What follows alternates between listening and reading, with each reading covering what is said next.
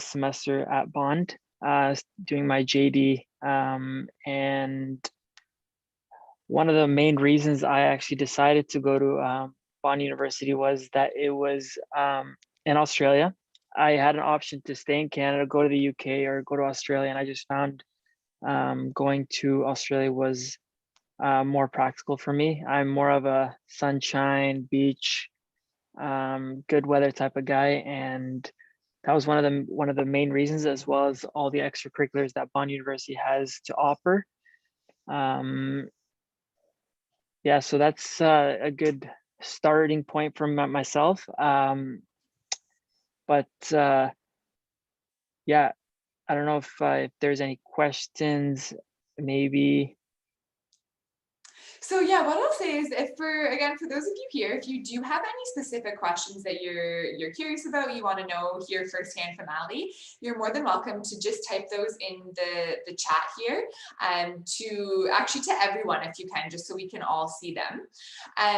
Ali, do you mind going into a little bit more detail about what you did before you headed to Australia? So where you Yeah, of did course. your bachelor's and ultimately how you decided to go into law? Yeah, okay. So I did my undergrad at Ottawa U, and I did it in criminology and law. Did my 4 years there, and then I just decided that I didn't want to be in the same school and the same country. I just wanted to gain that practical experience and that life experience as well, going to a different country. So I decided to go to Australia. I didn't even have any like friends or anybody deciding to go to Australia. I literally just decided to pack my bags and just go to see maybe what I have to see there, and just to gain experience, find new friends, start a new journey in my life. I've loved it ever since. I'm actually deciding to actually potentially live there and practice law for a couple years after I graduate, and do my licensing in Australia, and then potentially, if I want to come back to Canada, I can do so. I see some questions popping up right now. Did you choose Bond over any other Aussie schools such as Griffith? Yeah, I applied to Griffith, I applied to Sydney, Melbourne, and I actually I calculated the pros and cons before actually going to any other school, and I decided that Bond was the right fit, just because the way that they prepare you for the NCAs. Because before I actually went to Australia, I was like, I'm gonna most likely come back. I didn't feel like I wanted to stay there for however long I wanted to, but I just decided to that I most likely will come back. So they prepare you for the NCA exams, which are the 5 core classes, which is like professional responsibility, Canadian crim, Canadian constitutional, admin, and one more that I'm for some reason forgetting. But yeah, anyways, in your last couple semesters, you can take those classes, and the professors actually look at the syllabus thoroughly, and that's how they teach the class. So when you actually want to come back to Canada and write those exams, you'll have everything ready. You'll have the classes taken already. You'll have all the notes. So all you got to do really is just look over it, maybe study for a couple weeks, and then write them. What I've read so far is that you can actually take all 5 in one sitting, which is like Monday to Friday, all 5, and it's just a pass or fail. So a lot of people tell me, at least, that it's really hard to fail, just because you're so prepared at Bond, and these professors are all Canadian.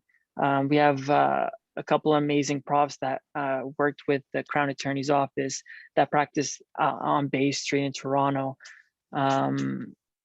Yeah, so you're well prepared for it. And there's also a lot of extracurriculars at Bond that a lot of the other schools don't really have. Like Griffith and Sydney all do have them, but the way that Bond prepares you for negotiations and mooting, like mock trials, and just prepares you for in-court experience, I found was more than the other schools. And yeah, that's pretty much why I chose Bond. over at the other Aussie schools. What type of law do you hope to practice? Right now, I'm currently working in crim defense. I work for a small boutique firm in London, Ontario. Everything's online though, so it's not too bad. I'm just gaining experience. I'm doing like memos for them. I'm doing disclosure summaries, looking over case briefs. And it's honestly very interesting, and that's what I potentially plan on doing: crim, family, and healthcare law. I'm looking into doing my master's in healthcare and ethics, because I found that very interesting. At Bond, I took a couple classes in medicine and the law, and I've always actually I've had an interest in medicine, but just wasn't the best in bio and physics and biology. But looking at the law perspective, that made me interested a lot. So that's what I'm most likely going to do later on. Have you ever been living on? Oh. Ali, I might just jump in for 1 second there. I Yeah. just see that Nirmit has joined as well. And Nirmit, can you hear us? Or are you able to switch your video on there by any chance? Hey, how's it going? Perfect. Can you guys hear me? Yes. Perfect. Perfect. So what, before you continue on, I know there's a few questions coming in, but Nirmit, if you want to just give a quick introduction of yourself and where you're studying and kind of your background, and then the two of you can continue on with these questions that are coming through. Yeah, no worries. Thanks, Anna. So I'm a final year student at Griffith University. I come from Brampton, Ontario. Right now I'm actually at work. I work at the Gold Coast Community Legal Center. It's been a great experience thus far. I have about 2 semesters after my degree. Thankfully, I stayed in Australia during the COVID times, and now I can't really leave the country. So it's been great thus far. Honestly, no issues there. I guess whatever question you guys have, more than welcome to answer anything. Perfect. I'm just looking here, jumping. I know, Ali, you've already answered a few, and you just kind of were getting into this next question, which Nirmit, I think you can touch on as well. Just in terms of your experience, you're both in the Gold Coast area. Where do you live? Did you live on campus, off campus? And what has your experience been with living and also just lifestyle on the Gold Coast? Ali, are you still in Australia? No, I'm actually back in Canada, so you're the lucky one. Okay, no problem. I guess I'll take this question first then. So I started off living right off campus, not in school accommodations, but I lived in what they call the Smith Collective buildings. If you lived here, you'd know they were the Commonwealth buildings that they had during the Commonwealth Games that Australia hosted. Living was really good. If any of you are thinking of Griffith University, I would highly recommend living in those buildings, just because the amenities are so accessible to you. The hospital, the school, grocery shopping, you're above everything else, and you're within a cohort of other students as well as other locals. Surface Paradise Beach is really close. I can't speak for Bond because I haven't really visited their campus. I honestly haven't had the time. But I lived in that accommodation for about a year. Most recently, I moved about 15 minutes north in Coomera. It's a small town. It's not that far. Everything's just very close, drivable. It's about a 15-minute drive for me to school. Honestly, everything's the same. I tell all my friends, especially living-wise, going to school-wise, I feel no difference here than I did in Canada. The only difference I do feel is it's summer all the time. So that's a good relief, but I felt no different otherwise. For me, when I first got to Australia, I lived in Varsity Lakes, which is like this little city next to Bond, and I lived in it wasn't on campus housing. It was like some property, a little like 3-minute walk from Bond. It was a nice little place for myself. It wasn't too expensive. It was about $250 a week. Everything's weekly there, so like you have to pay by the week. Yeah.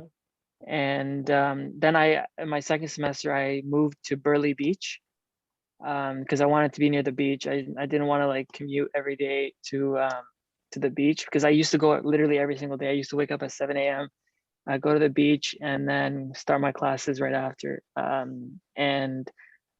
my second semester, because I lived in Burleigh Beach, I was able to just walk to the beach every day and then just go to campus whenever my classes were, because my second semester classes were all after like 10. And yeah, it was pretty good. What else do we got? That is one thing that Ali mentioned. That's one thing that you do have to get adjusted to is a lot of the payments, especially for rent, it goes weekly. And so it's understandable to expect to spend about $1,000, give or take, depending on what type of lifestyle you want to live, and just rent and accommodation alone. I paid $425 without utilities every week, but I also had a roommate, so we split that. Oh, okay. Yeah, Nice. so I averaged around 800 and something per month for rent, and that didn't include internet and utilities. So just a rough idea for everybody. So a lot of people do. Go ahead. So sorry, keep going. Sorry. No, a lot of people like Ali and myself, we do live around Surfers Paradise, Gold Coast area. Bond is really close to Griffith as well. It's not that far. But generally, most people live in this area. You don't live towards Brisbane because that's much too far. Oftentimes, especially if people are from Ontario specifically, the analogy I like to make is Surfers Paradise or Gold Coast area is kind of like Lakeshore, whereas you could say Brisbane is Toronto, just a little bit further. It's more of the city. That's one of the best way I used to try to describe the locale here. And then there you have obviously small cities in between. Like myself, I live in Coomera right now. It's just a small suburb, very similar to new suburbs and subdivisions you see in the Ontario region. Yeah. So there's another question. What area do most students live? Can you also discuss student experience at Bond and on the Gold Coast? Most students, it really depends. Like right now, most of my friends, at least, some like to live luxury, so they go to Surfers Paradise and live in like these top-notch places, and some people just don't want to like spend that much, and they're trying to save, and they're living like with a roommate, which is definitely okay and everything. Yeah, I found Bond for experience. I found the professors and everybody actually care about you a lot, and I'm pretty sure Griffith the same thing. I found my classes were a lot smaller. We also have tutorials. I don't know if Griffith, you guys have like small tutorials for each class. Yeah, we do. Because of COVID, all of your lectures are online. So you can view the recordings, you can view them in person. Sometimes if the lecturer does those recordings on the spot, but all tutorials, mostly if you're on campus, are done in person, or they're done online as well for most students in Canada.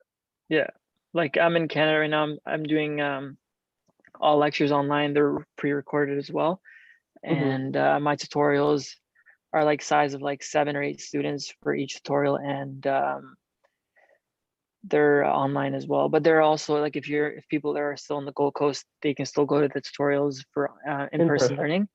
Which is pretty awesome still. That in Canada, like there's nothing open, everything's still online, and in Australia they're a lot more relaxed, which is great. That's good. They have done well here too, I guess. Battle COVID. We have about 2 or 3 minutes left for questions. I'm just thinking there's a few final ones here maybe to touch on. And there was someone who'd asked about what are some of the challenges that you faced. So I'm thinking if you want to touch on that and then maybe flip that around. So what are the biggest challenges and what have been your favorite things about your experiences in law school so far in Oz? I mean, I wouldn't say there are many challenges. It wasn't too challenging, honestly. At most, the only challenging part is getting assimilated with the city. And then just figuring out how to go from place to place. That's one of the big challenges I had. But the tram here, the train system, it's extremely efficient, I would say. I had no issues with that. That was the only challenge you could say I had. The initial challenge I had was when I moved in, is finding furniture for your place. If you get a place that's unfurnished, Facebook Marketplace is a really popular thing in Australia. They use that often for buying and reselling old and used goods. similar to Kijiji in Canada. So I'd highly recommend if you're looking at furniture, definitely try Faith's Marketplace. It's pretty trustworthy down here. School challenges, I would say just getting used to, I guess, studying again in that context. But I didn't find it too difficult. One thing I did notice is Bond does have a lot for Canadian law professors. Griffith only has 2. There are other professors that teach Canadian law, but the ones that are from Canada, there are only 2 of them. They're good as well. They're not too bad. I elected to actually study specifically Australian courses because I figured if I was going to come back to Canada anyways, I could take prep courses to study for the NCA exams. And I could use my extra electives, which we're supposed to use to study for Canadian courses or anything else of the sort. For me, some of the challenges were like basically as Nirmit said, just adjusting to a new country. But nowadays everybody has a phone, and the SIM cards are extremely cheap there. Like you can get for $20 for like 30 gigs, and you won't. There's not many issues or challenges, but it may be just adjusting and leaving your home, leaving your family. But nowadays there's FaceTime, you got WhatsApp, you got a whole bunch of things that would help in adjusting to a new country, a new school, and you'll meet a lot of people. There's a lot of Canadians out there, and you'll feel like you're just at home. So yeah, absolutely. Yeah. Definitely. And then Yeah, go ahead. And then there's the last question I just want to answer before we have to leave. At what point is it best to figure out what to specialize in, and should this be done in your early semesters or better to wait when looking for articling positions? You can take electives starting, at least for a bond, you can start taking electives on your 3rd semester. So whatever you're interested in. I was interested in medicine and law, took that in my 3rd, and I also was interested in family law, so I took that as well. So you can start taking electives in your 3rd, see what you like, and yeah. What about you, Nirmit?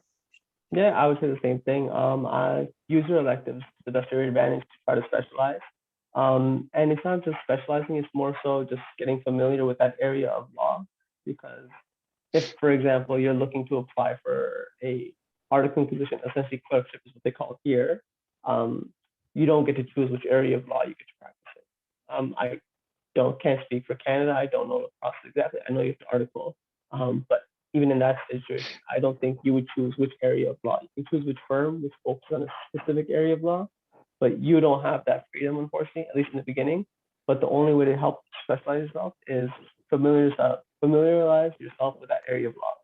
So I took competition and consumer law because I'm really interested in competition, consumer transactions, that aspect of law. So use your elective. I'm just gonna jump in here. We have about 1 minute now until our next presentation is starting on here. So we're gonna wrap things up. Thank you so much, the 2 of you. I know that was very quick, so it's like speed meeting. No worries. Okay.